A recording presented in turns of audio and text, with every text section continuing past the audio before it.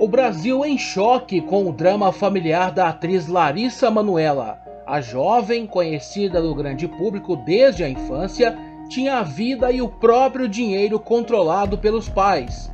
Tudo indica que ela foi vítima de pais narcisistas. O mesmo aconteceu com o jovem Matheus Conejo, de 23 anos. Ele conviveu com uma mãe narcisista e conta como era a relação. O traço dela mesmo, que eu achava muito estranho, era de que ela sempre estava certa, independente do que acontecesse. Se em uma situação onde ela era violenta, eu era o culpado por ter feito ela se sentir daquela forma, mas em uma situação diversa, onde ela me fazia ficar com raiva, eu também estava errado, porque afinal de contas ela era minha mãe e não, ela era mais velha, ela tinha mais vivência de vida, então tudo que eu fazia ou argumentava era menosprezado. Pessoas com o ego extremamente elevado, pessoas muito vaidosas. Essas são as características básicas que nos fazem entender logo quando a gente fala de uma pessoa narcisista. Mas o transtorno de personalidade vai muito além dessas características. São pessoas que geralmente manipulam amigos, familiares e conhecidos em busca de seus próprios desejos. É o que explica esta médica psiquiatra.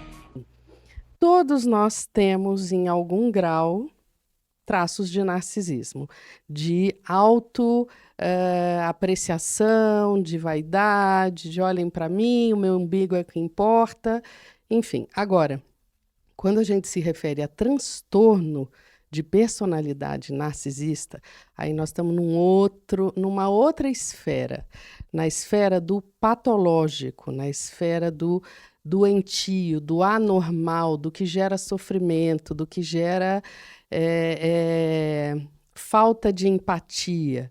A gente está falando de traços e de comportamentos que fazem com que este sujeito, né, o candidato ao transtorno narcisista, seja e cause muito sofrimento.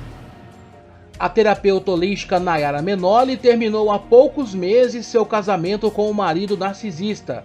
No matrimônio, ela conheceu de perto no ex-companheiro características como as relatadas pela psiquiatra.